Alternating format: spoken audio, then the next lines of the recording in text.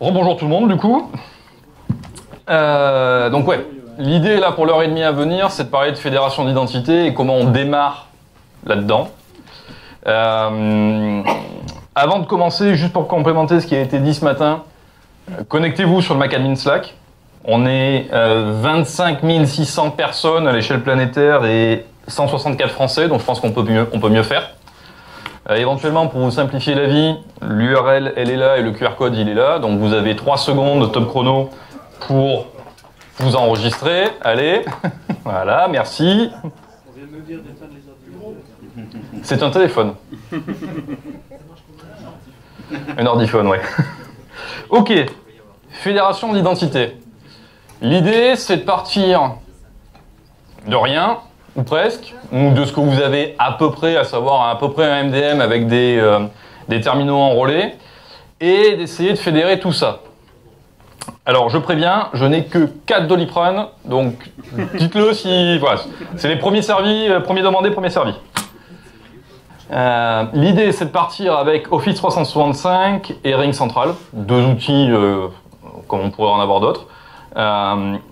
Éventuellement, d'avoir un Active Directory. Ah oui, c'est ça que je n'ai pas testé d'ailleurs. Est-ce que j'arrive à me connecter à l'AD? On va regarder. D'avoir un Active Directory. De se dire qu'on a des ressources, donc des utilisateurs qui vont arriver, qui vont être exportés du SIRH dans un fichier CSV tout simplement et que l'on va injecter dans l'AD. Point de départ pour fédérer des identités, c'est des identités. Donc on va essayer d'avoir... Je vais pas arrêter de taper sur le machin, ça va pas le faire. Si on peut avoir des identités, c'est mieux du coup. Ensuite, en scénario, l'idée c'est qu'on va se dire... Ring Central par exemple, c'est un outil qui fait la moitié du travail. Il y a la fédération d'identité, mais il n'y a pas le provisioning d'identité. Donc on va, dans le cas de Ring Central, faire de la création d'identité manuelle. Dans le cas d'Office 365, on va utiliser Azure AD Connect pour fournir les identités. Mais pour les mots de passe, pour l'authentification, toujours pareil, dans un annuaire de manière générale, il y a plusieurs choses, dont l'identité et la preuve d'authentification. Là, on va fournir les identités manuellement à Ring Central, puis automatiquement à Office 365 via Azure AD Connect. La partie authentification, elle, on va la déporter à Workspace ONE IDM, Identity Manager. J'utilise Workspace ONE parce que c'est l'outil dont j'ai l'habitude. Il y en a plein d'autres sur le marché. Tant que vous avez un produit qui répond aux prérequis techniques, ça marchera. Voilà, ça reste un Identity Provider comme un autre. Et donc pour que ça fonctionne, on va devoir aussi relier l'AD à IDM, via IDM, avec le via IDM connector. Donc je vais montrer un petit peu comment ça se déploie cette partie-là. Ça sera à peu près pareil pour tous les outils. On aura dans tous les cas le truc de base de je dois installer un agent, que je dois relier à mon serveur, et etc. Et après configurer un annuaire AD dans ces fournisseurs de services. Enfin, dans ce fournisseur d'identité et éventuellement dans les fournisseurs de services. Et ensuite, on va configurer les fournisseurs de services, donc Office 365 et Ring Central, pour utiliser ici via IDM en tant qu'Identity Provider. Donc Office 365, ils font jamais les choses comme les autres, ça sera du WSFed, c'est un protocole à eux. Et Ring Central, ça sera le standard SAML. À savoir que 365 maintenant supporte le SAML, sauf que je n'ai jamais testé. Donc je vais suffisamment tester de nouveaux trucs, des trucs nouveaux en live là, pour pas en rajouter. Voilà l'idée générale. Cas Doliprane, quelqu'un? Non? Ok. Jusqu'ici tout va bien. Jusqu'ici tout va bien, c'est ça. Dit-il pendant la chute. Alors, je vais juste me connecter au Remote Lab. C'est là où on va commencer à voir si ça fonctionne. Parce que bien sûr, le problématique à démontrer de la fédération d'identité sur des services en ligne, c'est qu'il faut Internet. Alors... Donc là, le scénario de départ, j'ai un contrôleur de domaine de démonstration accessible à travers un VPN. Il est sur un réseau normal, comme vous auriez au bureau. C'est un 2019 serveur essential, donc ce que vous pourriez avoir sur une TPE, hein, parce que c'est jusqu'à 25 employés, enfin 25 utilisateurs du moins. J'ai une structure, je vais repasser en vue simple. J'ai une structure de base qui n'est pas forcément celle à laquelle vous êtes habitué, qui est un peu plus détaillée pour être utile. C'est-à-dire que de base, sur un Active Directory, vous avez une unité d'organisation qui s'appelle user. Le but du jeu, c'est de ne pas mettre les utilisateurs dedans. Vous avez éventuellement un truc qui s'appelle de base Managed Service Account, qui est intéressant, qu'il faut savoir s'en servir. J'ai pour habitude de rajouter Managed Mail Account, qui est un petit peu différent, et une organisation Members, où je vais avoir mes users et mes groupes. Mes groupes sont de type organisationnel, de privilèges ou transversaux, ce qui correspond aux grosso modo 3 grandes catégories de groupes que vous aurez dans une entreprise. Et pour les utilisateurs, question de capacité d'audit, je classe mes utilisateurs par est-ce que c'est des gens avec un compte admin, est-ce que c'est des consultants extérieurs, est-ce que c'est des gens en CDI, fixe terme, en stage, internship, ou CDD fixe terme, internship, stage et permanent, CDI. L'idée étant, quand vous gérez des identités, il faut être capable facilement de faire des revues de légitimité des comptes. Donc, très facilement, avoir un minimum d'organisation qui vous permette de dire, OK, qui est en plein, enfin, qui est permanent dans l'entreprise, qui est ponctuel, court ou ponctuel moyen, on va dire, entre les consultants et les CDD, pour être capable de faire un petit peu votre job d'audit des droits, en fait, à un moment donné. Donc ça, c'est mon organisation de base, qui est tout sous Members. Et on a une petite organisation sur le côté, on hold, qui est les comptes suspendus. L'idée ici, ce que vous allez commencer à voir, c'est que avoir un AD c'est bien, avoir un AD rangé c'est mieux. C'est ce qu'on ne pouvait pas faire typiquement avec Workgroup Manager, si je boucle avec ce que disait Erwan hier. Là on commence à voir un petit peu à quoi ça sert d'avoir un AD et pourquoi c'est bien. L'idée, c'est qu'il y a certaines parties que l'on va synchroniser vers l'extérieur en fonction de la légitimité de cette synchronisation. Point de départ que l'on va faire, c'est un truc facile, la synchronisation avec Office 365. La synchronisation avec Office 365, elle va se faire avec Azure AD Connect. Mais, pour que ça marche, il faut avoir un AD bien monté, mais vraiment bien. Donc pas comme ce que ferait un consultant Microsoft, par exemple. Point de départ, vous devez utiliser des domaines qui vous appartiennent. Non. Si. Alors pour la petite blague, c'est dans la doc de Microsoft depuis Windows 2000, et ce n'est toujours pas appris. Donc vos noms de domaine, typiquement Abelioni ici, qui est mon entreprise, ou Storymaker, qui est mon domaine de démonstration, vous utilisez des domaines qui vous appartiennent. Voilà, c'est aussi simple que ça. abelioni.local. Ok, vas-y, tripote-moi. Et c'est filmé. Et c'est filmé, ouais. On va peut-être couper un bout là. abelioni.local ou abelioni.lan, ce n'est pas un domaine qui m'appartient, je m'en sers pas. Donc, et de la même manière, on ne se sert pas d'un domaine qui... Ah oui, ok.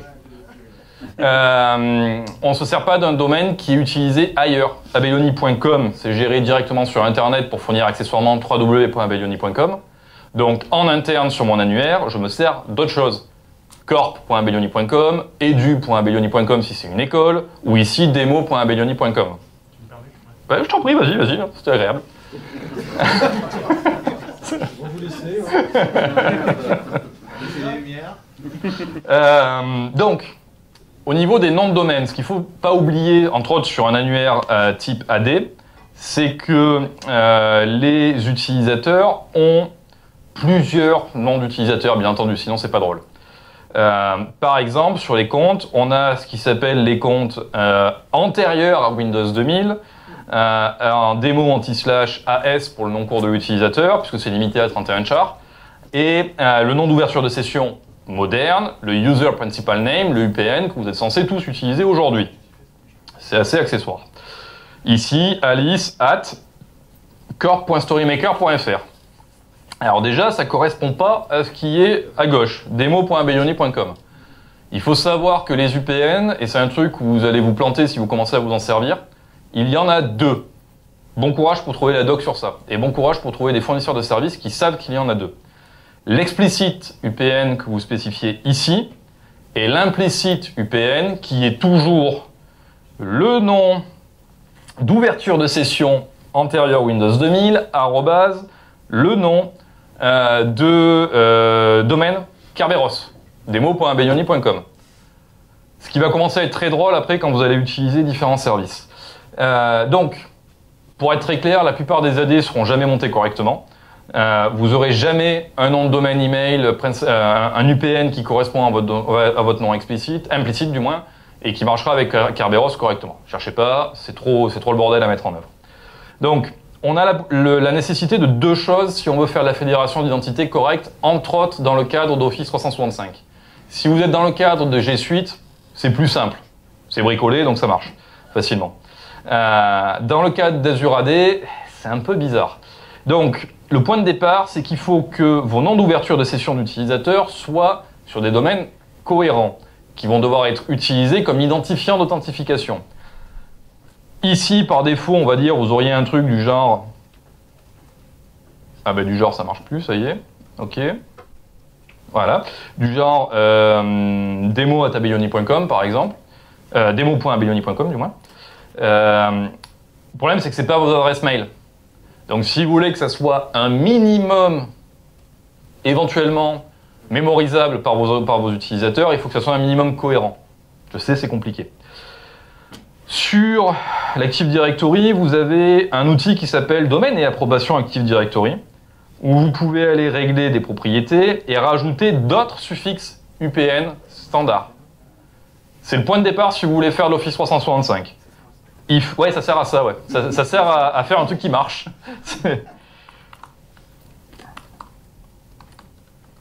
Oh là.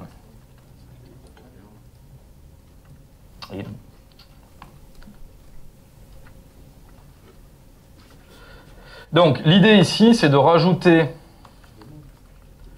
en tant que UPN alternatif, suffixe UPN alternatif, le vrai nom de domaine mail que je vais utiliser sur mon tenant, sur mon instance Office 365.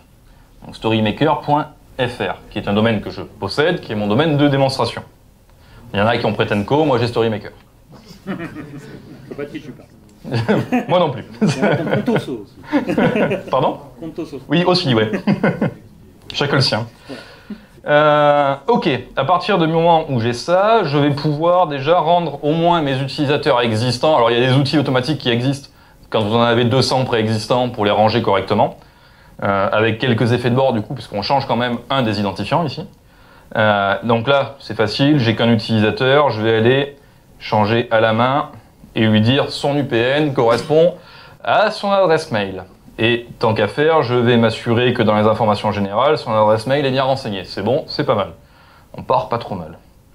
Donc, je vais maintenant vouloir fournir ces identités à une partie de mes informations en ligne, de mes annuaires en ligne, à savoir, pour commencer, l'Azure AD qui sert de base d'authentification pour Office 365. On a un outil qui est pas trop mal fourni par Microsoft là-dessus. Azure AD Connect, que vous devez installer non pas sur un contrôleur de domaine comme je suis en train de faire, mais sur une machine dédiée à des agents de connexion, parce que vous allez en avoir pléthore aujourd'hui. Dès que vous utilisez des services en ligne, s'ils ne supportent pas des scénarios standards basés sur SCIM, dont j'évoquerai éventuellement les choses plus tard, vous allez devoir avoir ce genre d'agent-là. Donc ayez une machine dédiée aux agents sur votre infra, ça sera nécessaire. Si c'est du G Suite, c'est pareil, vous aurez besoin de cette machine d'agent. Pour VIDM, c'est pareil. Pour vos MDM, c'est pareil. Vous aurez vos instances en local pour faire un lien entre votre AD et vos services en ligne. Donc je vais configurer ça. Alors, bien sûr, pas en suivant l'assistant. Ici, on va donc configurer un domaine déporté, une base d'annuaire d'utilisateurs qui est déportée, qui est dans le cloud de Microsoft, pour se synchroniser avec notre base de vérité qui est l'Active Directory. Comme on disait tout à l'heure, un annuaire, c'est à minimum deux choses, une identité et une preuve d'authentification. L'identité, on va la synchroniser, c'est le point de départ. Par contre, la vraie question se pose sur l'authentification. Qu'est-ce que l'on veut faire? est-ce que l'on synchronise les empreintes du mot de passe, le hash du mot de passe? Et dans ce cas-là, il y a une base de mots de passe de notre annuaire qui est disponible sur Azure AD, qui va permettre l'authentification de nos utilisateurs avec cette empreinte-là. Donc, en termes de sécurité, vous avez fait fuiter vos preuves d'authentification, ce qui peut être un peu limite, ou on peut faire d'autres trucs. Et entre autres, on peut ne pas le configurer. Et faire autre chose plus tard, peut-être. Ensuite, on va se connecter à Azure AD. Ça en temps que je retrouve les mots de passe.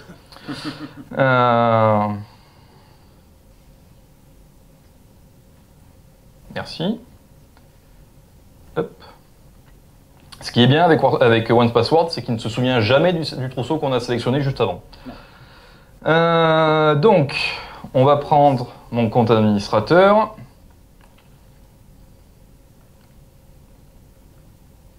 Oh, ça va être bien ça. Si ça marche pas, le copier-coller, je vais m'amuser. Ouf. Bref. Je m'authentifie ici à l'Azure AD. Donc, je rentre un compte administrateur du tenant Office 365 qui va permettre à mon serveur de s'authentifier, à mon agent de synchronisation de s'authentifier auprès de mon Azure AD. Je vais lui dire que je veux synchroniser mon AD et que la forêt que je vais synchroniser, c'est demo.abelioni.com. Ok, super. Je l'ajoute. Je vais devoir nécessiter d'avoir un compte de service qui va permettre à l'agent de synchronisation de pousser les identités. Pour ça, il faut qu'il puisse lire l'Active Directory. C'est plutôt pratique. Donc pour ça, il va falloir que je m'authentifie en tant qu'administrateur du domaine pour qu'il puisse créer lui-même son compte agent. Alors, si tant est que je me souviens du mot de passe, ouais, ça a l'air pas mal. Donc ici, je me suis authentifié au tenant, j'ai créé un compte de service dédié sur l'AD, et je vais ensuite devoir vérifier que tout est bon. Donc, j'ai plusieurs UPN Active Directory, les trucs qu'on vient de configurer, pas pour rien, et j'ai mes domaines Azure AD. Demo.abelioni.com n'est pas disponible sur mon Azure AD, c'est normal, je l'ai pas validé. Par contre, storymaker.fr et corp.storymaker.fr sont dans mon domaine Azure AD.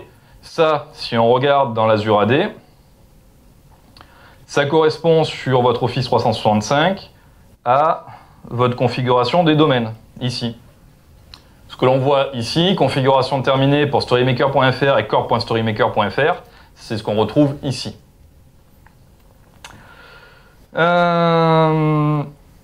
Du coup, il me prévient que j'ai potentiellement un des UPN qui n'est pas valide et il me demande éventuellement de vérifier quel champ contient l'UPN pour Azure AD. C'est un petit peu bizarre. Tout simplement parce qu'il faut savoir que la dernière version de ce truc-là a été prévue aussi pour faire un lien entre un LDAP complètement custom et Azure AD. Vous n'êtes plus obligé d'avoir un AD en interne pour vous servir, pour vous synchroniser les identités sur Azure AD, mais du coup c'est un peu bizarre. Donc là, ok, je vais continuer sans faire correspondre tous les suffixes UPN à des domaines vérifiés. C'est à ma charge de ne pas faire trop de conneries et de n'utiliser que les domaines valides pour Office 365.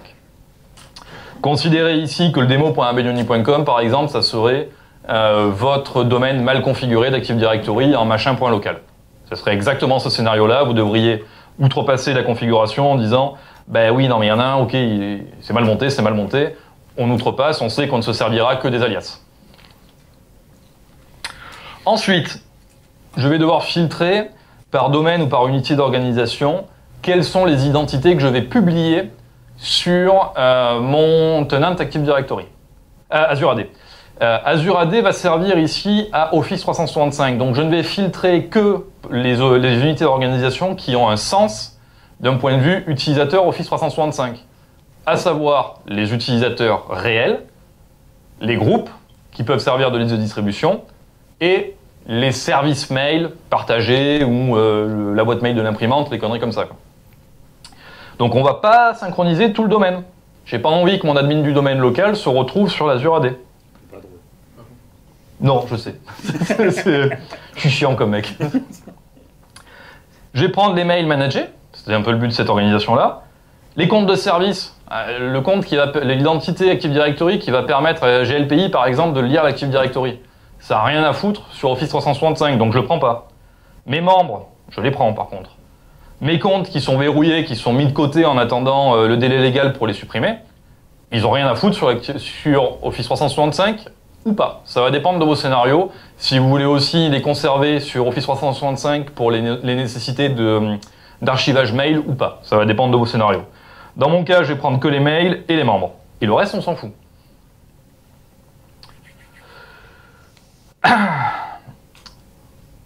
Est-ce que vous avez un annuaire qui est vraiment mal configuré ou pas? Avec des identités en double et des trucs comme ça.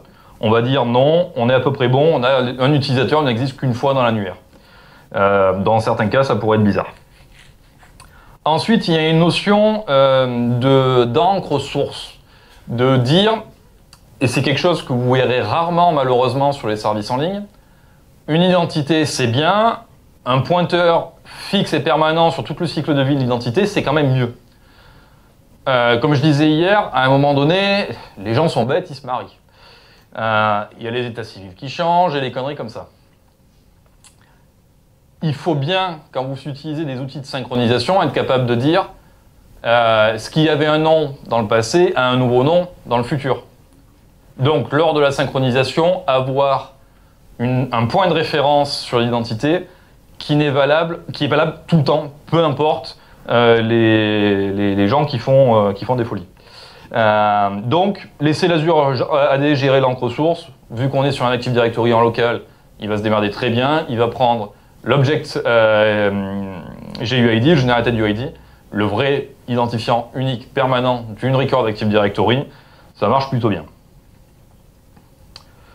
Les utilisateurs et les appareils, on va les laisser de base, on ne va pas rajouter des filtres. Et on va laisser le reste par défaut. Vous pouvez, si vous êtes en mode je fédère pas mon identité sur via IDM ou un truc comme ça, vous pouvez autoriser Office 365 à modifier votre mot de passe Active Directory. De sorte à ce que je le change sur mon ordi, c'est changé sur 365, je le change sur mon webmail, c'est changé sur mon ordi. Je ne suis pas sûr que ce soit une bonne idée, mais c'est possible. Il y a un petit truc débile sur Azure Active Directory Connect, l'Azure AD Connect. Si vous jouez avec les filtres, vous n'avez plus les mises à jour automatiques. Donc vous aurez à vous de maintenir en état l'Azure AD Connect à jour, parce que Microsoft côté cloud va se mettre à jour, et à un moment donné, votre synchro ne marchera plus. Si vous avez utilisé une synchronisation par unité d'organisation et pas de filtre, ça se maintient à jour. Donc c'est des erreurs qu'on a fait dans le passé qui font qu'on s'organise mieux dans le futur. Ok.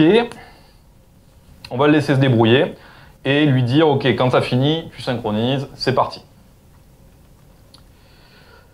C'est en cours. Donc là, on a fait le premier lien. On a fait en sorte que un de nos annuaires en ligne, qui est Azure AD, qui sert à Office 365, ait la capacité de répliquer nos identités maîtres qui sont dans notre Active Directory local. Sachant qu'ici, j'utilise l'Active Directory uniquement comme source de vérité sur les identités. Les machines que je vais utiliser ne sont pas connectées à l'AD, les Mac ne le sont pas, il n'y a pas de Windows, etc. C'est juste un pur annuaire qui marche correctement, tout simplement. C'est un bon point de départ. Pendant que ça fait ça, je vais devoir mettre en œuvre un deuxième connecteur, celui que je vous ai montré tout à l'heure, qui va me connecter via IDM. Donc là, j'ai un truc assez propre avec Active Directory Connect, qui est assez bien intégré, etc. C'est plutôt sympathique à utiliser. On va en voir un autre qui est plutôt bien fait aussi. Il y en a d'autres qui existent qui sont beaucoup plus compliqués. On va dire beaucoup moins intégrés. Via IDM, si vous n'en avez jamais servi, ça va ressembler à ça. C'est un service, un service web, un portail web, avec une console d'administration qui fait plein de choses. et dont, entre autres, une nécessité de gérer des connecteurs, ce qui sera un truc classique quand vous voulez pousser de l'identité d'un annuaire AD ou LDAP de manière générale vers un service en ligne. C'est quand même super rare que vous ayez vos AD ouverts sur Internet. Du coup, vous allez avoir besoin d'un connecteur qui va permettre à un truc qui est en ligne de se connecter à un truc qui est en local.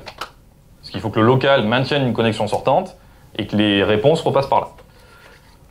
On va avoir donc un connecteur que j'ai commencé à préparer, j'ai juste fait ajouter un connecteur tout simplement. Il me propose un code d'activation que je vais devoir charger dans le connecteur que j'ai préinstallé sur mon serveur de synchronisation ici. Alors dans le cas de VIDM, la config n'est pas une application Windows, c'est un site web. Donc je vais me connecter sur ce site web pour le configurer et faire le lien. Allez.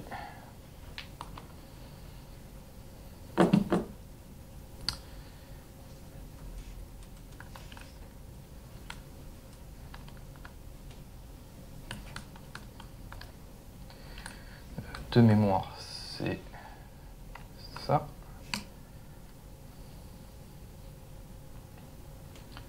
Raté.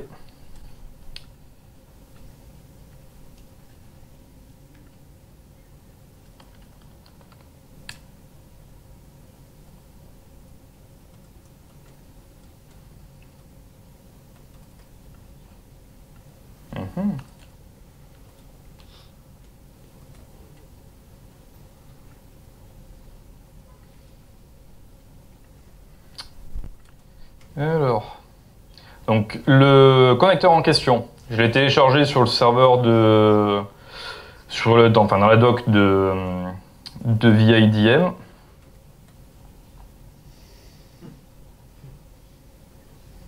C'est très intéressant ça.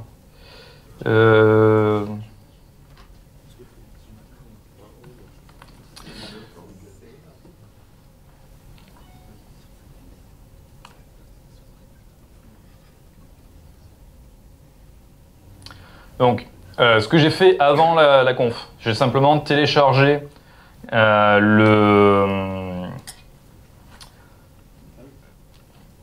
marchera mieux comme ça.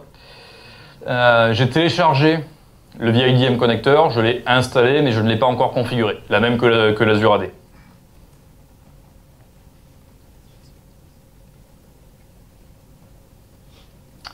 C'est un machin qui tourne sur un Tomcat, donc ça va prendre la session pour démarrer. Globalement. C'est du 8.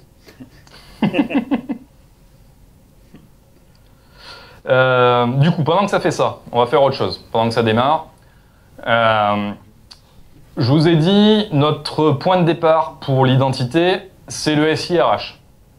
Actuellement, j'ai qu'une personne dans l'entreprise, dont on a vu le compte tout à l'heure. Je vais du coup en créer de nouveaux.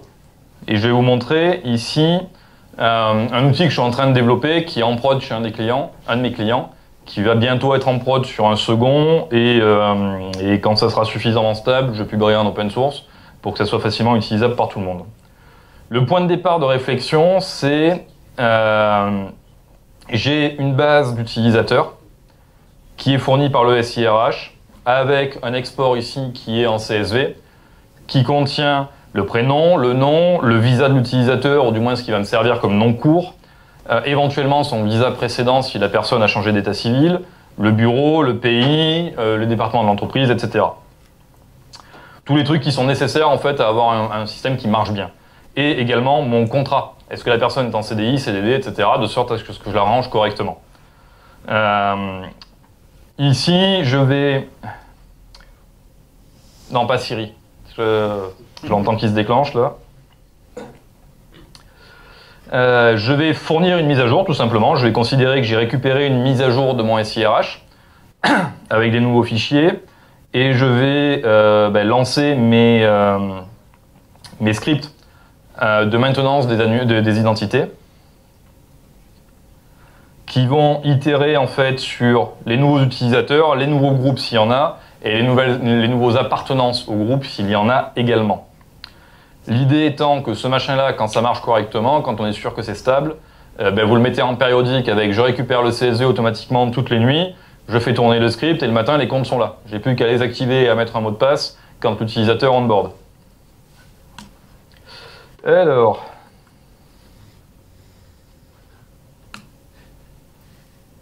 Oh, pardon.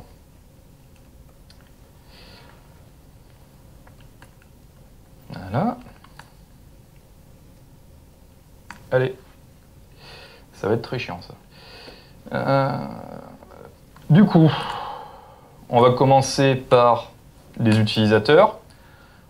Grosso modo, ce que j'ai écrit, ça commence à faire beaucoup de lignes. C'est... je prends ce qui est sur le CSV, je prends ce qui est dans l'annuaire sur les unités d'organisation cibles, je fais des recherches, je vois ce qui est en trop, ce qui manque, je fais le différentiel et je propose d'appliquer les changements. Donc là, il me dit, j'ai trouvé Bob Do qui est en plus, qui est de la compagnie Storymaker du département marketing avec Billy comme initial, qui est stagiaire du marketing et avec telle adresse mail. Est-ce que je continue ou pas? Donc, il va continuer et il va me créer le compte.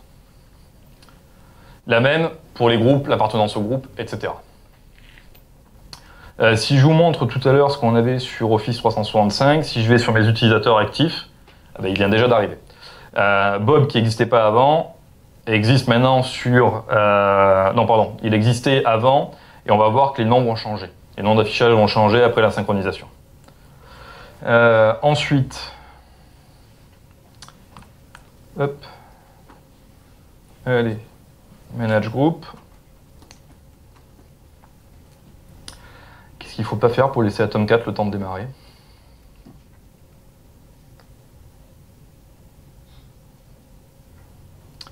Ok. Et...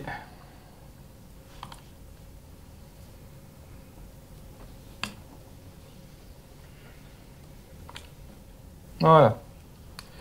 Donc là, du coup, si je jette un œil sur mon annuaire...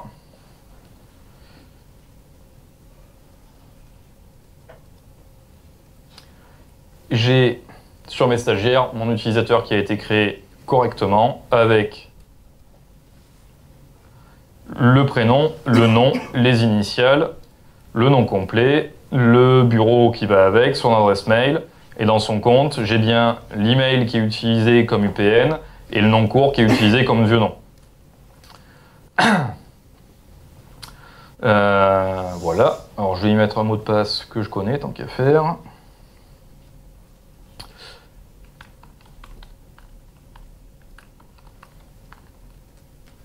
Ça part bien.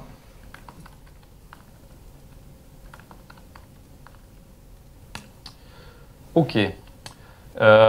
Sur Azure AD Connect, si vous voulez forcer la synchro, vous avez une ligne de commande. Hop, si ça veut bien. Start AD Sync Cycle de type Delta, on va lui forcer la synchronisation des changements. Comme ça, ça va partir sur Office 365. Et ça, c'est en cours, ok. Et est-ce que j'ai parlé suffisamment longtemps pour que Tomcat démarre?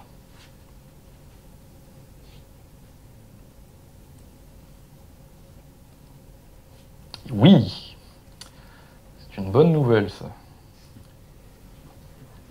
Donc, j'ai mes identités synchronisées avec Azure AD.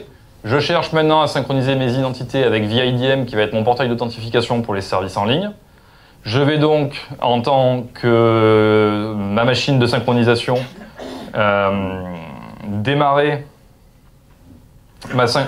configurer mon agent de synchronisation VIDM ici, avec le code que m'a fourni VIDM, c'est la manière dont ça fonctionne. Ça peut être de bien des manières en fonction des outils que vous utilisez.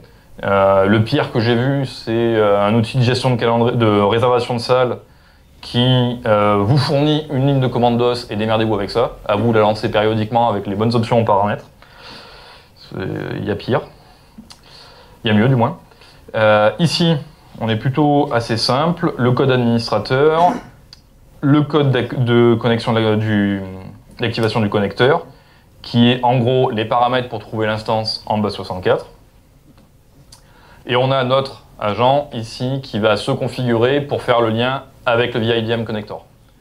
Quand on a fait Azure AD, le machin s'est débrouillé tout seul. On lui a trouvé des codes d'accès, on lui a donné des codes d'accès cloud, des codes d'accès AD, et ça a fait tout seul. On lui a juste dit prends tel OU. Dans le cas de n'importe quel autre outil, donc globalement, on va avoir un peu plus de configuration à faire quand on va vouloir faire du coup la fédération d'identité. L'activation du connecteur a réussi. C'est une très bonne nouvelle, ça. On va pouvoir faire des choses. Ok, donc ça c'est fait. Normalement, si je retourne sur mon service ici et que je recharge la page, j'ai bien le nom de DC1 démo, le port, le machin, etc. Ok, j'ai mon connecteur qui est bien configuré. Je peux ensuite, du coup, commencer à m'en servir. Et la chose qui va être nécessaire maintenant, c'est de lui donner les informations sur l'annuaire à joindre. Donc, on va aller dans la partie annuaire. Ce que vous auriez à faire sur n'importe quel service en ligne, à savoir définir les informations LDAP. On va rajouter donc une information de type Active Directory. Au moins, il va nous faire une bonne partie de la préconfig. Nom de l'annuaire, demo.abelioni.com sur LDAP. Ça va passer par le connecteur machin. Je veux qu'éventuellement il soit utilisé pour l'authentification. Donc à un moment donné, il va falloir que VIDM, enfin notre fournisseur d'identité, soit capable de vérifier les mots de passe des utilisateurs si tant est qu'on souhaite se servir des mots de passe. Azure AD proposait de dire j'envoie l'empreinte des mots de passe sur le cloud de Microsoft, comme ça c'est chez eux, ils se démerdent. Ici c'est l'inverse. C'est comment je fais pour joindre le LDAP en direct pour aller vérifier sur le point de vérité le mot de passe. Donc je lui dis oui, effectivement, ce connecteur va servir pour l'authentification. Quel est le nom principal d'utilisateur que l'on utilise? Est-ce que vous êtes sur un scénario où vous utilisez un nom court ou un nom complet? Je recommande globalement d'utiliser plutôt le user principal name, comme ça tout le monde travaille avec son email et c'est tout. Là, pour faire simple, je vais me le faire avec le same account name, ça ira plus vite. L'annuaire prend en charge l'emplacement du service DNS, donc c'est-à-dire que le DNS qui est au bout va être capable de trouver les contrôleurs de domaine. Ça me va très bien. Start SSL, on s'en fout. Et il va falloir que je m'authentifie à mon annuaire. Contrairement à Open Directory, qui a toujours été une passoire là-dessus, l'annuaire est en accès réservé sur un Active Directory. Donc il faut que le service qui s'y connecte soit authentifié pour être capable de lister les identités de l'Active Directory. Donc on va créer un compte de service, et c'est à ça que sert le Managed Service Account. C'est là-dedans que vous devez ranger vos comptes de service. Et on va créer donc un nouvel utilisateur que l'on va nommer service Workspace ONE IDM.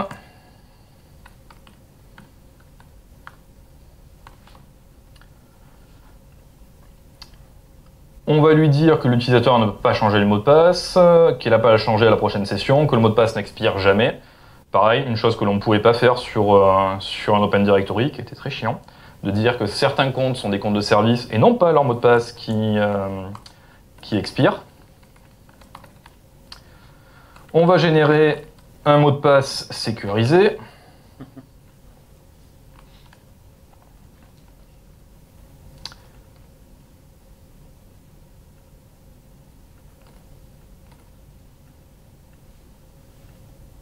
Ok. Et on va se servir de cette identité-là.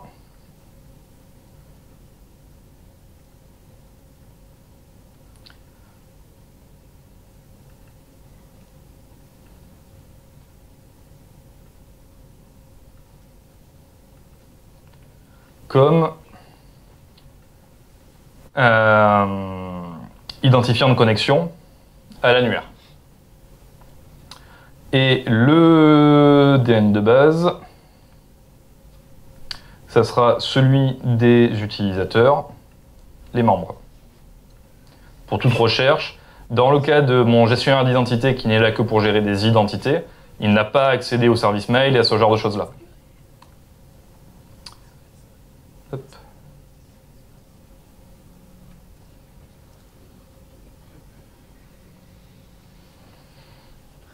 Alors éventuellement, j'aurais pu cliquer sur tester la connexion pour vérifier que ça marche avant. On verra bien. Je t'ai pas vu faire, je dis bon. Allez, on est en live. Soyons confiants. On est en live. C'est plus drôle. C'est plus drôle, voilà. Donc ça, c'est quelque chose que vous avez à faire sur n'importe quel service en ligne. Si vous avez un MDM qui est en ligne, vous avez eu à installer un agent de synchronisation en local, ou alors à ouvrir votre AD sur Internet. Vous avez eu à fournir des informations de base LDAP avec un identifiant et un mot de passe pour le service et un point de départ sur l'arborescence LDAP pour trouver les utilisateurs. Tu vois, ça marche. Moi j'avais confiance. Le choix du domaine. Ici, c'est une forêt avec un seul domaine, donc c'est simple. Dans les cas plus compliqués, il y en aurait peut-être plus. Et ensuite, je vais devoir donner les informations sur quoi synchroniser, comment, et lui indiquer qu'est-ce qui est un prénom, qu'est-ce qui est un nom, qu'est-ce qui est un identifiant persistant à travers le temps, etc. Et éventuellement, quelles sont les informations que l'on veut synchroniser en plus. Ici, mon username, c'est le SAM account name. Le prénom,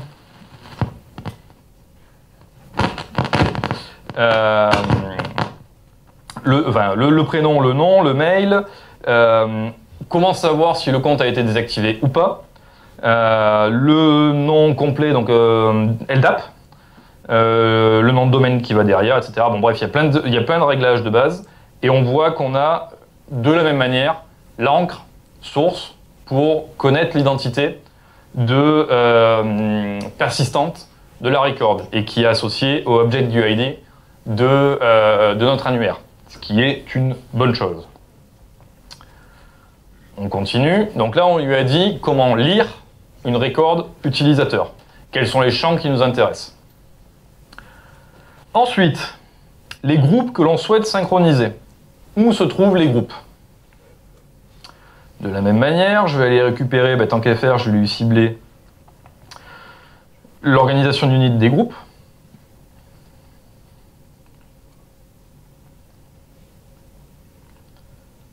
Ok, recherche les groupes. Il en trouve 2. On va tout prendre. Et ensuite, on va lui donner les utilisateurs. Où est-ce que l'on recherche les utilisateurs? Alors par défaut, le machin remplit avec... Il y a un gros problème de traduction où il nous dit indiquer l'EDN de l'utilisateur. Ça n'a absolument aucun sens. Et rassurez-vous, c'est pas ça qui est demandé. Et il est rempli avec la mauvaise information au départ. En gros, ce qu'il demande, c'est bien sûr l'équivalent de ce qu'on a fait pour les groupes, le ou les EDN qui contiennent les utilisateurs que l'on va vouloir avoir sur notre annuaire. À savoir ce qui est les utilisateurs dans les membres. Dans mon cas d'architecture Active Directory.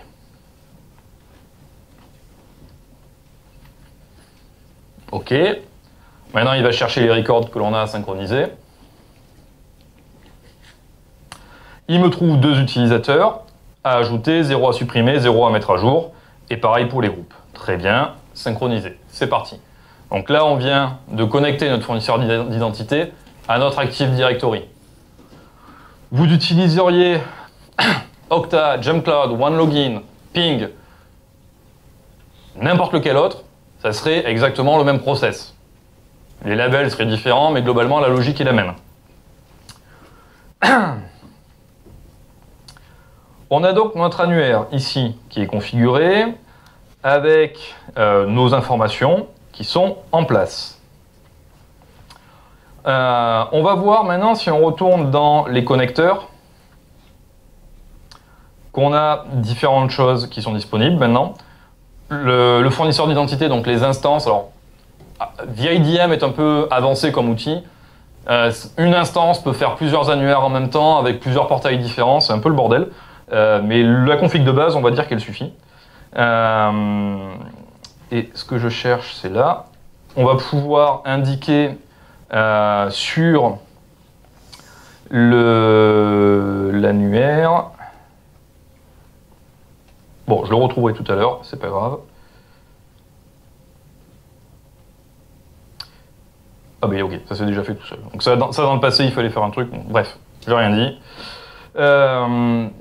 J'ai donc mon annuaire avec des utilisateurs synchronisés que je vais retrouver ici.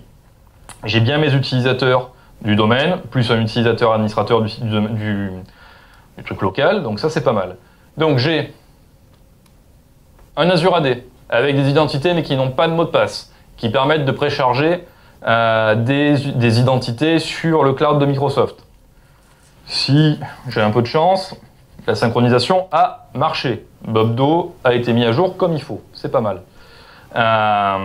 J'ai donc mon identité qui est correcte, avec mes utilisateurs qui sont complets, et normalement je devrais même avoir des groupes voilà, qui sont à peu près bons. Il y a des bouts qui n'ont pas été synchronisés, mais c'est pas grave, ça ira bien pour la démo. Il va falloir maintenant que je déporte mon authentification de Azure AD vers mon fournisseur d'identité via IDM. Faire en sorte que lorsque l'utilisateur va chercher à accéder à ces informations en web, et bien que lorsque je vais aller sur portal.office.com et que je vais me connecter avec bob@storymaker.fr ici, il ne faut pas qu'il me demande un mot de passe, puisque l'Azure AD ne connaît pas son mot de passe. Il va falloir qu'il me renvoie sur via IDM. Ça, c'est l'objectif. Pour faire ça, il va falloir, dans votre fournisseur d'identité, rajouter une application au catalogue, tout simplement. Globalement, ils sont tous à peu près foutus pareil. Les gros services connus de tout le monde, il y a les templates. Pour le reste, démerdez-vous. Je vais rajouter une nouvelle application ici. Office 365. Alors, bien sûr, il y en a 15 différents. C'est pas drôle. Celle qui marche, c'est celle qui a le logo à jour. Regardez le logo. Voilà, c'est ça. On va faire un truc un peu propre. Alors du coup, là, on est en train de renseigner un catalogue d'entreprise. Ce qu'on est en train de définir là sera visible auprès des utilisateurs. Donc éventuellement, si vous êtes en France, vous marquez un truc en français, parce que les utilisateurs, sinon, ils vont être perdus.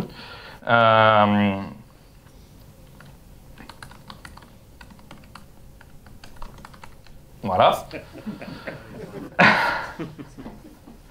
Éventuellement, on peut dire que c'est une information qui est recommandée pour le mettre en gros, en gras, dans le catalogue d'applications. Ensuite, on va devoir renseigner des informations d'authentification. Comment on va devoir, comment le catalogue va joindre notre identité Azure AD. Ça tombe bien, il y a un template, c'est quasiment pré-rempli. Toutes les URL sont là, les valeurs par défaut sont là. Il y a juste à spécifier un tenant, donc notre domaine Office 365, et notre issueur URI, un identifiant unique qui va identifier notre fournisseur d'identité de manière unique dans dans l'Azure AD, dans le cloud de Microsoft. Il se trouve qu'avec VIDM, on a l'avantage, le nom de domaine est unique. C'est le cas sur Okta, c'est le cas, si je me souviens bien, sur JamCloud et OneLogin. Si vous en avez un autre, ou par contre, tous les clients sont sur id.lefournisseur.com, il faudra utiliser quelque chose d'unique. Vous générez un ID, vous faites ce que vous voulez, mais il faut un truc unique. Là, sur les trucs où c'est à peu près bien foutu, et où il y a une URL unique par client, ben vous vous emmerdez pas, vous mettez l'URL de l'identity provider, enfin le nom de domaine de l'identity provider, ça ira très bien. Dans les propriétés avancées, on va trouver des choses, à savoir... Oui. C'est quoi la différence entre ce storymaker.fr et le onmicrosoft.storymaker.fr? Si tu as juste rajouté ça, quand tu dis le domaine Office 365. Alors, le domaine Office 365, oui, d'ailleurs, oui, c'est bon. En fait, c'est le nom de domaine qui sera managé du côté d'Office 365. Donc, c'est le nom de domaine que tu as classifié, sur lequel tu vas fournir tes identités côté Office 365. D'accord, c'est pas celui qui est créé par défaut, le Microsoft. Ça pourrait être celui-là, ou ça pourrait être aussi, ça marcherait normalement. Thibaut, tu me corriges si je dis des conneries. Si on va dans Azure Active Directory sur Office 365, vous avez dans l'Azure AD en lui-même, dans les propriétés, un ID de répertoire. On va le tester à la limite. Vraiment, ça marche aussi. Les deux fonctionnent. Qui à la limite est peut-être plus pertinent, on va dire, qui identifie de manière unique notre tenant Azure AD. Les deux fonctionnent. Ma config sur mon domaine Abelioni, je l'ai fait avec abelioni.com, ça tombe en marche aussi.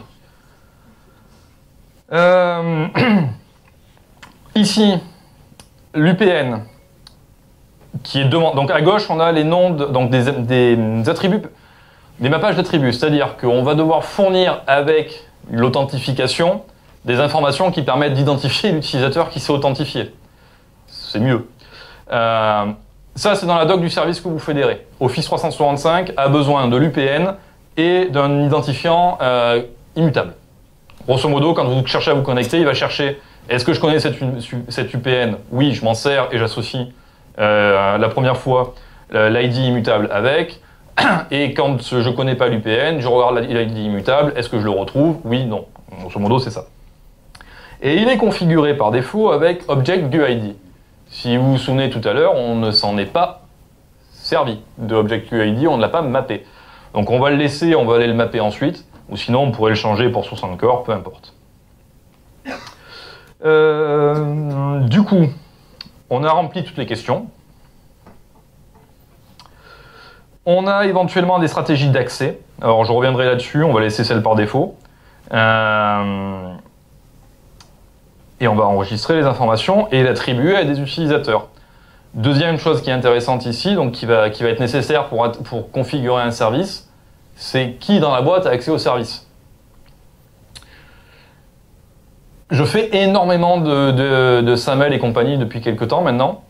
C'est assez désespérant de voir que beaucoup de fournisseurs de services considèrent que quand vous fédérez leur service à vos identités, du coup toute la boîte y a accès. On a encore dû en reprendre certains il n'y a pas longtemps. Donc bien entendu, quand vous fédérez des identités, vous avez du contrôle d'accès. Vous allez pouvoir dire OK. Tous les utilisateurs ou un groupe en particulier de la boîte a accès au service. Et ensuite, on a un type de déploiement. Est-ce que c'est à la demande de l'utilisateur ou est-ce que c'est en automatique? Ça n'a pas de sens dans ce que je suis en train de montrer. C'est lorsque vous utilisez du SCIM pour également pousser les identités dans le service en ligne. Dans notre cas, on a utilisé Azure AD qui synchronise tout. Donc ce réglage n'a pas de sens. L'idée, ça serait de dire ici, à la demande de l'utilisateur, si je ne veux pas payer des licences pour toute la boîte pour un truc qui est utilisé aléatoirement, je peux, à la demande de l'utilisateur, dans le cas où le service qui est fédéré supporte à la fois la fédération d'authentification et le user provisioning, dire la record de l'utilisateur sera créée sur le service en ligne et la licence sera assignée que si l'utilisateur en fait la demande. Donc ici, dans notre cas, on s'en fout. Ok, j'ai créé mon service. J'ai créé mes utilisateurs. Si, par exemple, je me connecte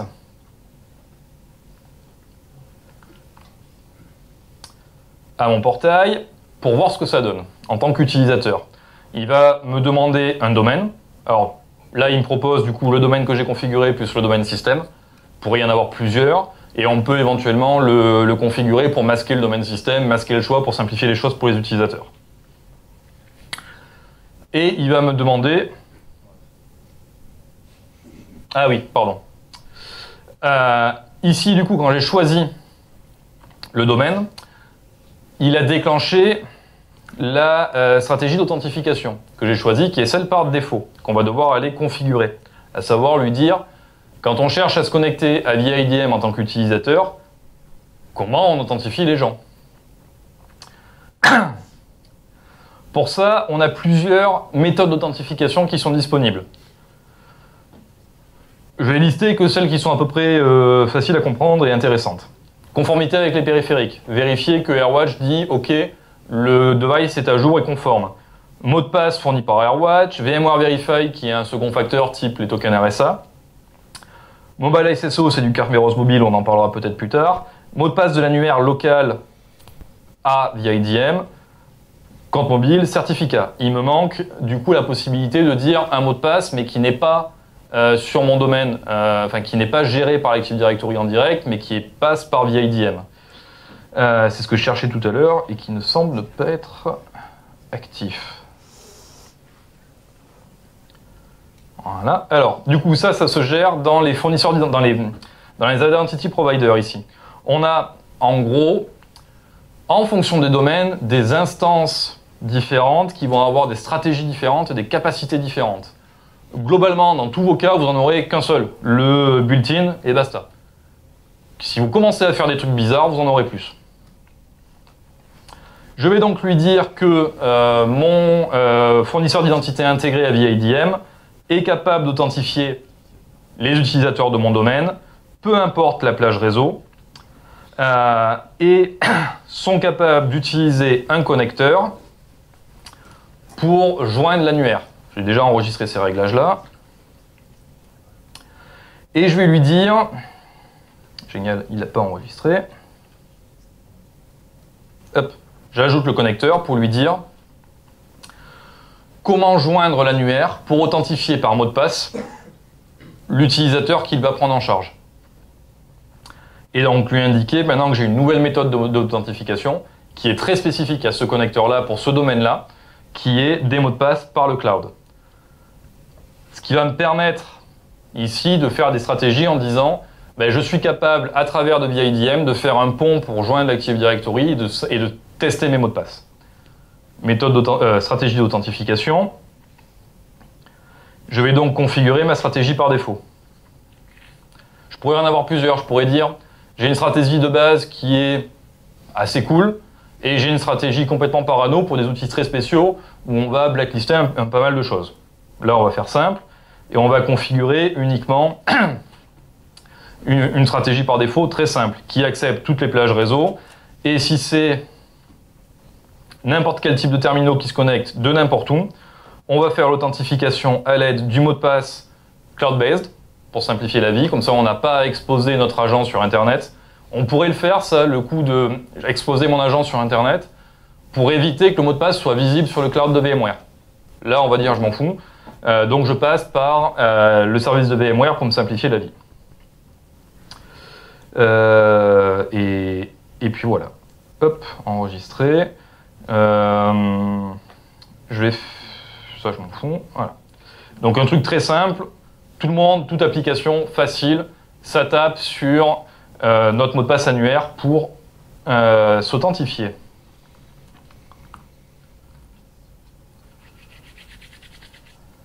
Ici, je me connecte en tant que sur le domaine demo.bionic.com. C'est via IDM en ligne qui gère mon authentification. Je ne suis plus redirigé sur DC1 comme ça a fait tout à l'heure quand j'avais oublié un truc. Je vais lui dire... Non, c'est... Hop. Je suis Bob. Mon mot de passe, c'est ça. Et si je me suis pas gouré, on devrait avoir un truc qui marche pas. Hop. Tu as dit quoi? Sam, j'ai mis Sam, merci. Il y en a qui suivent. Donc, mon identifiant, bien sûr, c'était pas l'UPN. J'ai un peu trop l'habitude de travailler qu'avec des UPN. Hop.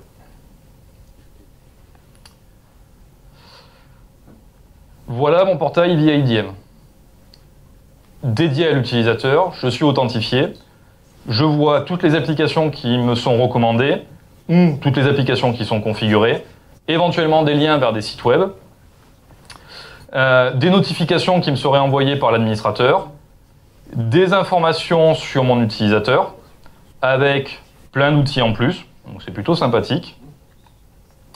Et donc, si ça marche, Office 365, j'ai la fiche ici, à quoi ça sert, etc. On va tenter de l'ouvrir. Et on va voir si ça marche. Ah, raté. Ah oui, bah oui. Non, mais j'ai oublié la moitié du truc. J'ai oublié la moitié du boulot. C'est de la double approbation. Il faut avoir configuré l'Azure AD pour lui dire tu peux accepter les informations SAML de l'utilisateur. Pardon. Du coup, ce qu'on aura à faire pour n'importe quel service en SAML. il va falloir configurer l'Azure AD pour faire confiance maintenant à ce qui vient de notre Identity Provider, tout simplement. C'est une sorte voilà, d'approbation mutuelle. J'envoie des infos à Azure AD, il faut que j'ai configuré Azure AD pour accepter mes infos, ce qui est à peu près logique. C'est un machin Microsoft, donc ça finit en PowerShell. Alors, je vais vous épargner la lecture de doc et le truc assez lourd autour de ça. Voilà. Alors ça, il n'y a rien de sorcier, c'est juste la doc résumée. On vire le texte explicatif qui sert à rien et on se simplifie la vie. On va devoir fournir à l'Azure AD les informations pour faire confiance à notre VIDM, à savoir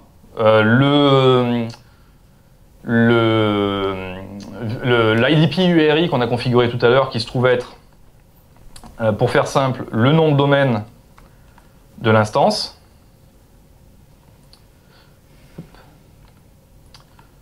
Le domaine que l'on souhaite fédérer. Donc on a vu tout à l'heure que j'ai plusieurs domaines dans mon tenant Active Directory, Office 365. J'ai storymaker.fr, core.storymaker.fr et le on Microsoft. On a la possibilité de dire pour chaque domaine, est-ce que c'est managé, est-ce que l'authentification est managée par Office 365 ou fédérée sur notre Identity Provider. Donc là ici je vais le configurer que pour mon compte, mes emails normaux. Voilà. Et il va falloir que je lui fournisse le certificat nécessaire au fonctionnement pour authentifier en fait que le truc est correct, quoi, que ça vient de la bonne personne. Ce certificat-là, vous allez le trouver dans tous vos Identity Providers. Alors ici sur VIDM, c'est dans les catalogues, on a l'accès aux clés publiques. Dans les métadonnées, ici, j'ai ma clé publique de signature qui me permet d'authentifier, enfin de dire, voilà, ça va permettre de vérifier que la preuve d'authentification que j'envoie en tant qu'Identity Provider vient bien de l'Identity Provider que j'ai fourni et que j'ai configuré sur Office 365. Vous n'êtes pas trop mort, ça va?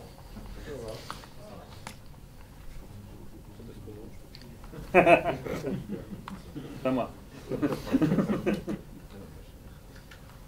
Donc, clé publique que je configure ici et globalement on n'a plus que du copier-coller à faire, ce qui est plutôt une bonne chose. Donc ça ressemble à ça. Alors, PowerShell par défaut ça sait pas faire grand chose. Il faut rajouter des tonnes de... J'adore le copier-coller. Il faut rajouter des tonnes de modules, dont le module pour s'authentifier et travailler avec l'Azure AD.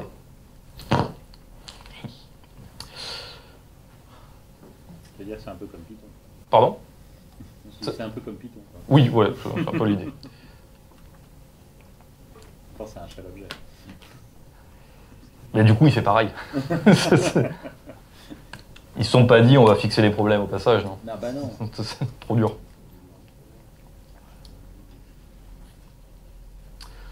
Donc ça, vous aurez à le faire sur tout serveur Windows globalement que vous allez utiliser comme agent de synchronisation pour avoir le droit de configurer l'Azure AD. Après, ce bloc-là pourrait très bien être fait depuis une station de travail classique. Il n'y a pas besoin que ça soit fait depuis le serveur. PowerShell sur Mac, ça existe, mais non. Oubliez. Ok. Je vais devoir m'authentifier. Oh, j'ai oublié une partie, c'est...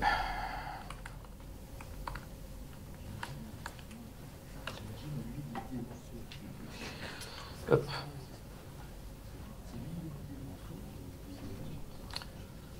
Qu'est-ce que...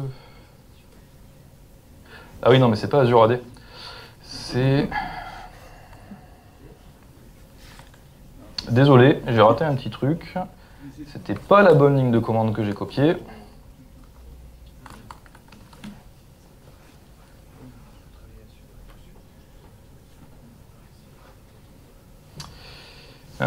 Si quelqu'un, enfin, si tu as en tête le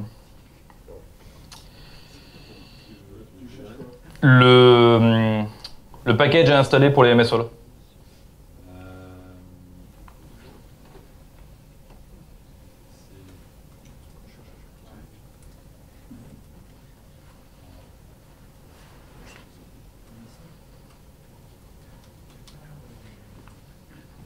Je vais le retrouver.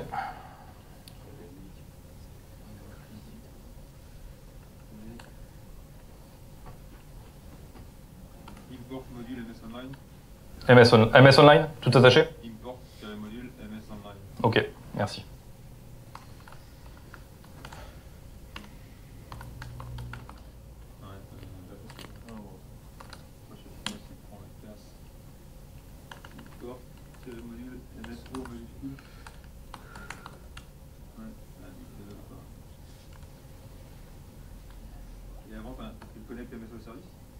Mais non, justement, cette commande-là, il faut l'installer.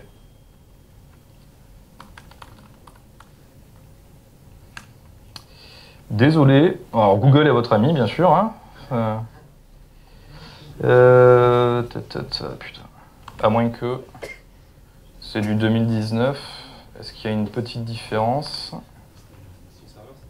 Ouais. Non.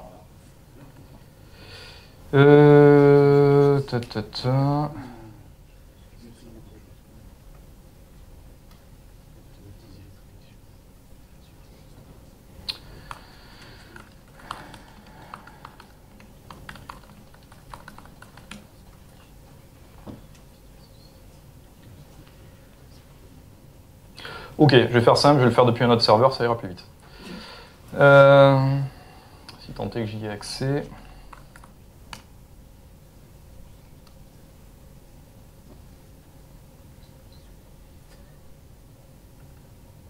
Non, c'est toi que je veux.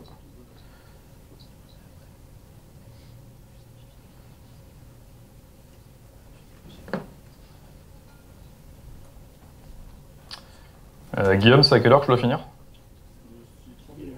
Ok, bon, c'est cool. On va voir juste ton serveur là. Pour les erreurs cette année sur n'importe quel.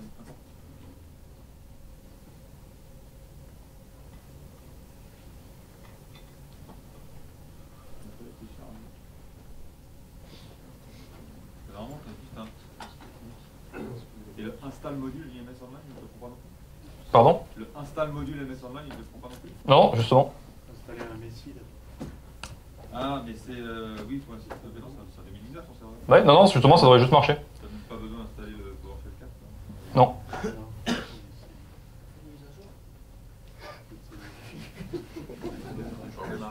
Il faut redémarrer, ouais, c'est ça.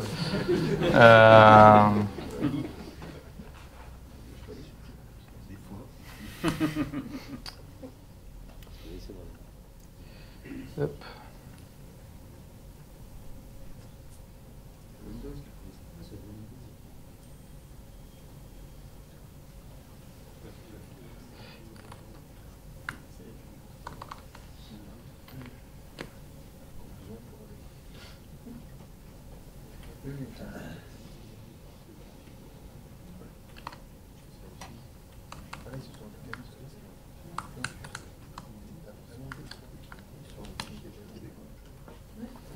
Donc comme je disais tout à l'heure, vous pouvez le faire depuis n'importe quel Windows avec un PowerShell. Donc on va faire facile. Je vais aller sur un serveur où je sais que j'ai installé la bonne ligne de commande. Je retrouverai comment plus tard.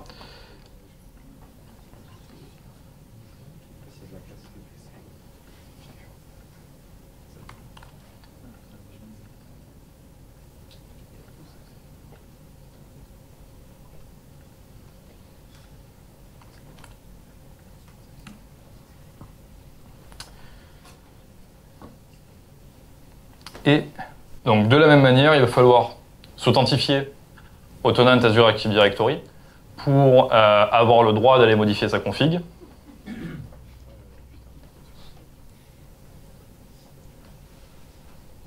Allez.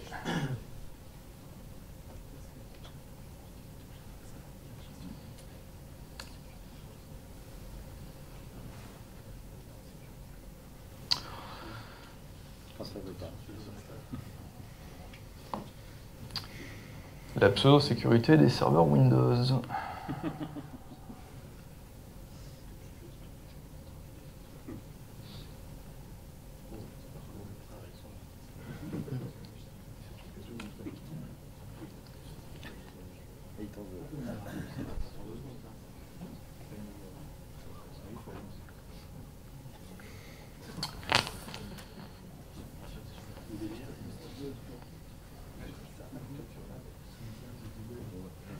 Mhm.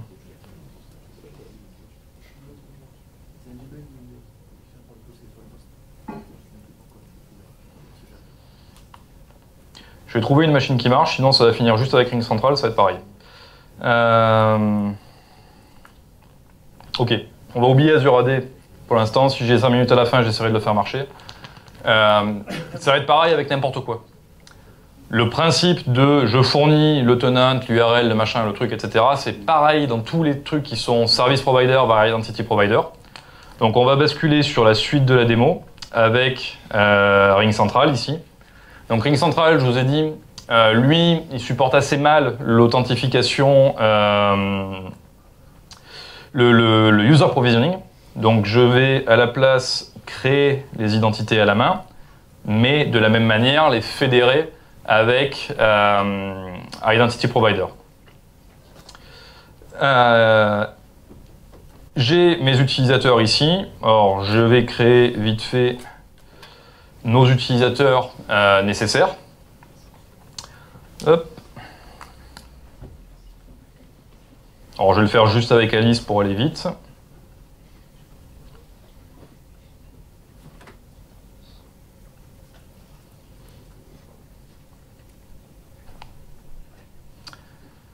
L'effet démo.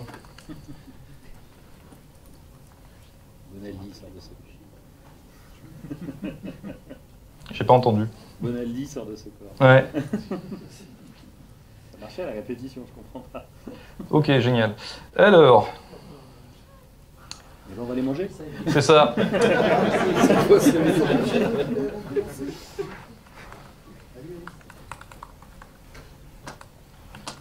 Rebondit sur ses pattes. C'est ça. On va bricoler un truc, ça va marcher à la fin. Il est fort ce mec. Voilà. Hop. Oui. Quelque chose. Voilà. J'ai créé mon utilisateur. Tu as beaucoup changé depuis ton opération. Eh, t'as vu ça? Je te conseillerais, mon chirurgien. Ok. J'ai un utilisateur avec un mail qui va matcher ce qui sort de Identity Provider, de Identity Manager. Dans la config, sauf s'il y a une surprise qui va arriver de plus, je vais normalement pouvoir configurer mon fournisseur d'identité. Microsoft le fait en version ligne de commande, emmerdez-vous à trouver la bonne ligne de commande à installer avant de pouvoir vous en servir, etc. Ils ont aucune interface, c'est fabuleux. Ah oui, non, mais c'est une catastrophe. Et c'est loin d'être les pires. Ah ouais, non, mais... Dans le monde idéal de SAML, on est censé s'échanger des fichiers de métadonnées. Je te donne le mien, tu me donnes le tien, et ça va juste marcher. Il faudra le dire à Microsoft, un de ces quatre. Là où j'étais dans VIDM, je récupère mon fichier de métadonnées. C'est ça.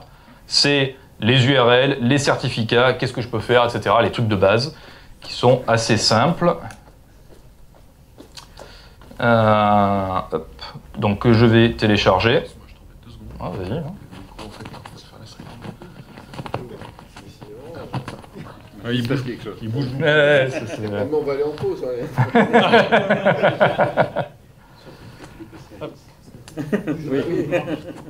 Là. Ça va être compliqué, ça.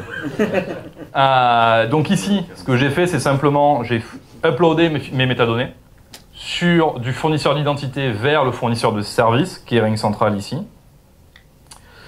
Je lui ai dit que mon identité, mon sujet SAML, le name ID de SAML, l'identité principale SAML sera l'adresse mail de l'utilisateur. Et j'ai fait la config côté Ring Central. Donc maintenant, Ring Central est capable d'identifier ce qui vient de chez moi.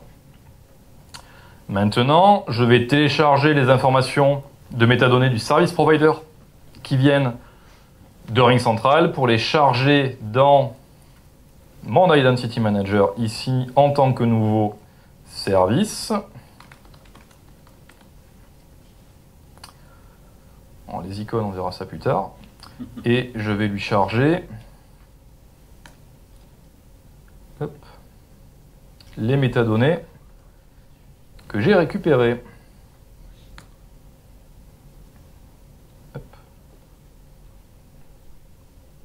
La policy par défaut, on va enregistrer et attribuer ça à tout le monde pour faire simple.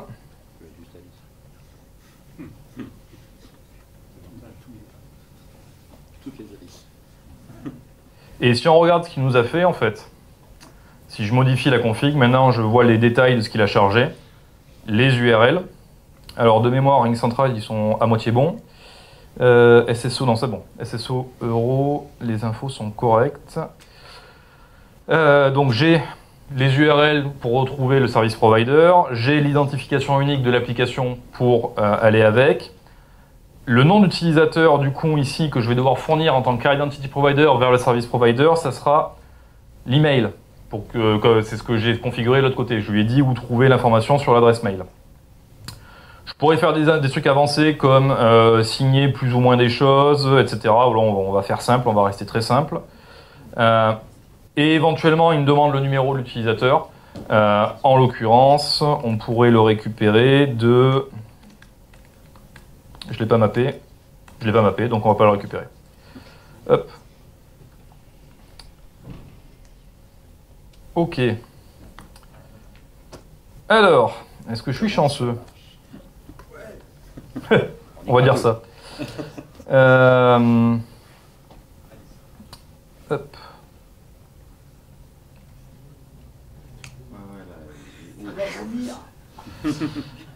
Du côté du SSO, donc je l'ai configuré des deux côtés, je vais l'activer maintenant et je vais lui dire la première fois que vous le configurez, j'accepte le SSO ou le mot de passe Ring Central. Des fois que ça marche pas, qu'on ne soit pas bloqué dehors.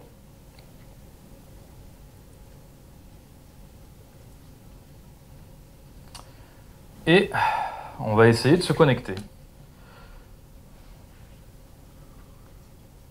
Donc, je me connecte en Alice, son mot de passe, les services qui vont bien. J'ai pas mis Ring Central en recommandé, donc il apparaît pas par défaut. Il faut que j'aille dans toutes les applications pour le voir. Je suis en privé, donc pas encore connecté sur Ring Central. Et si le monde va bien, c'est pas le cas. Il manque un truc. No default location exist. Ok. Bref, j'ai pas pris les bons outils en démo. Ouais, bon, on va passer aux questions plutôt. Alors la question, le faire marcher, c'est non. Moi, je te trouve extrêmement courageux d'arriver à faire tout ça dans un workshop. Un terme de malade. Il me manque une petite demi-heure.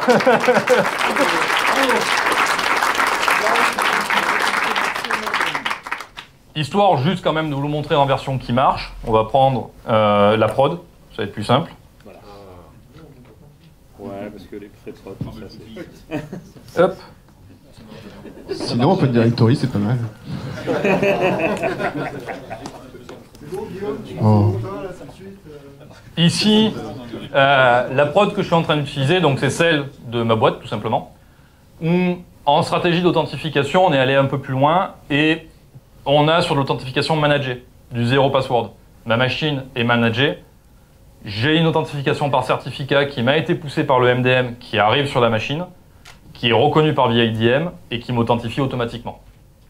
Et de cette manière, je vais pouvoir avoir accédé à mon catalogue d'applications qui est fédéré. Je vais pouvoir cliquer sur Office 365, me connecter à mon service de cette manière-là. 43 directions d'URL quand même. Ouais, il y en a un petit peu dans tous les sens, ouais. Et pouvoir accéder à mon service, comme par exemple SharePoint. mon service mail, où je vais être connecté automatiquement. et où j'ai éventuellement reçu quelques mails. Oh là, c'est comique, Philippe. Oh là là. Voilà. Choupi.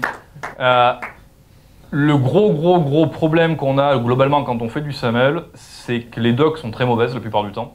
Et donc vous avez à perdre du temps avec les fournisseurs de services pour vérifier que ça marche correctement, que machin, etc. C'est plus un manque de documentation qui est problématique dans ces domaines-là que une fragilité du protocole. Globalement, depuis que je m'en sers, j'ai des clients où on a des dizaines et des dizaines de services qui sont fédérés. À partir du moment où les docs sont corrects, ça se configure en 5 minutes et ça tient très bien. C'est plutôt bien. C'est plutôt une bonne chose. Donc voilà pour la mauvaise démo. Désolé pour les trucs qui n'ont pas marché. C'était un peu bancal, mais dommage.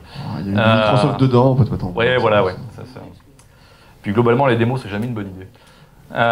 Si vous avez des questions, on a peut-être un peu de temps. On a 5 minutes si vous avez des questions, un peu comme se débrouiller. Voilà.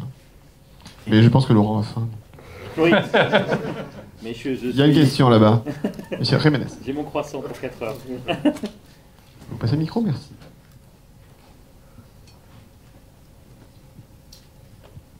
Oui. Tu as évoqué un cas au tout début. Oui. Tu as dit faut pas. Enfin, moi, la plupart des gens chez qui je vais, je vois ça. Ouais. C'est le domaine dot local, Oui. ou le domaine dot internal, ou Oui. mon domaine qu'il est local.